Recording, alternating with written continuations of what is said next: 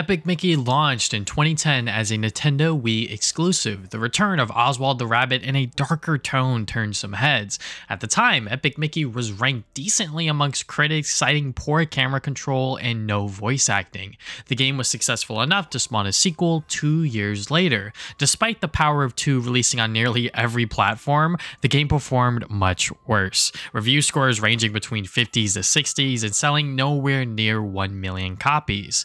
Now comes 2024, and during the February Nintendo Direct, Epic Mickey Rebrushed is announced for later this year. A surprise to say the least, considering Disney abandoned this iteration of Mickey Mouse altogether. Developed by Purple Lamp, the same folks responsible for the recent SpongeBob games, we at least knew this remake was in good hands. I intended on buying this game back in 2010 because it was released on my birthday, but after hearing the mediocre reviews, I decided to pass on it and play it at a later time. I recently tried the first hour or so to familiarize myself with the original before diving into the remake. The camera controls are definitely an issue, and the Wiimote and Nunchuck control scheme is a product of its time. Now comes Epic Mickey Rebrushed, a full-blown remake utilizing the Unreal 4 engine. The game now visually looks more stunning than ever before. The camera controls and Mickey's overall movement has been vastly improved thanks to new additions. However, the game still lacks voice acting and platforming gameplay that might not be everyone's cup of tea. Is Epic Mickey Rebrushed worth $60? Let's talk about it. The story begins with Mickey entering a magical mirror to Yen Sid's workshop. Once the professor leaves, Mickey starts messing around with his creation. Using too much thinner has caused a monster to appear, and then he somehow destroys it. Despite fixing his error at the time, the monster reappears decades later and kidnaps the iconic mouse. In Wasteland, this is where all the forgotten characters from Disney's past live, including the infamous Oswald the Rabbit, which Disney went out of their way to reclaim the rights for the character for Epic Mickey. Mickey must now explore this new land and fix the mistakes of his past to save Oswald and the others from the monster and the Mad Doctor. The story is overall fine. Mickey going on this journey to restore Wasteland from his actions is a good lesson to tell kids. Sometimes your biggest mistakes still need fixing even if you sweep it under the rug for many years. Oswald the Rabbit is a neat character inclusion, but never felt more than a glorified cameo. His impact in the story is minimal, with us as Mickey Mouse running around collecting the next plot MacGuffin to move the game along. I think the impact of the story would have been felt more if there was voice acting in the cutscenes. These animations are amazing, but having the player read endless amounts of dialogue throughout the 9-hour adventure does get tiring after a while. Kids will definitely get a kick out of Epic Mickey Rebrush's story, but I personally found it to be okay. Epic Mickey is a 3D platformer at its core, but the structure is very weird. At first, it feels like a traditional game for the genre, but once you enter Mean Street, the mission structure becomes more apparent. You'll go into an area, talk to some townsfolk, get some missions or side missions to work towards, and try to do them all before you leave the level.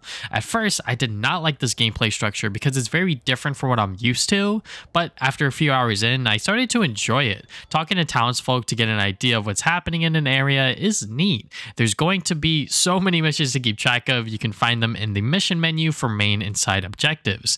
There's a morality system where you can use paint or thinner to help townsfolk or harm them, a very popular mechanic in gaming during the 2010s. In the grand scheme of things, paint or thinner only matter during boss fights because depending on what you use, you'll gain an extra charge for the fluid.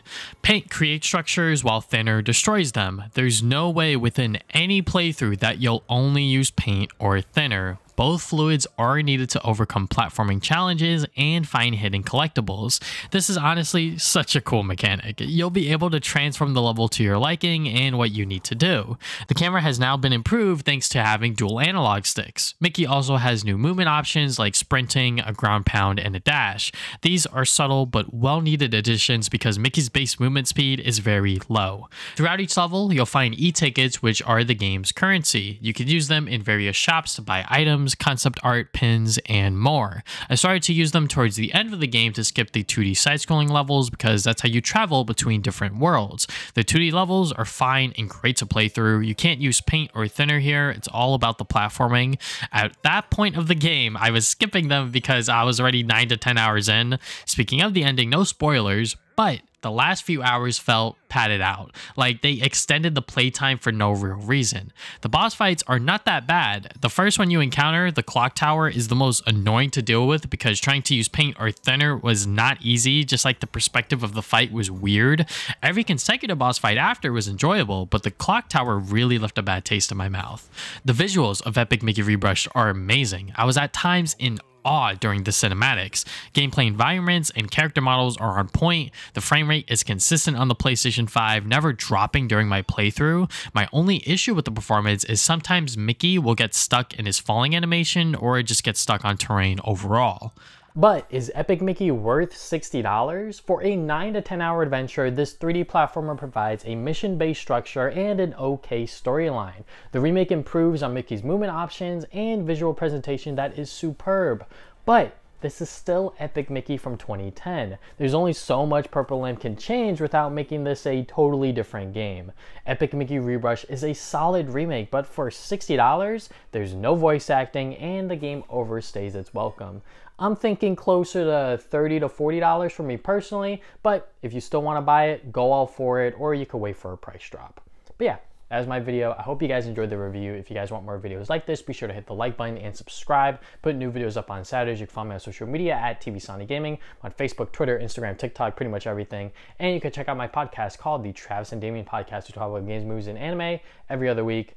And yeah, that's all I have for today. Thank you guys for watching this video once again, and I'll see you guys next time with more videos.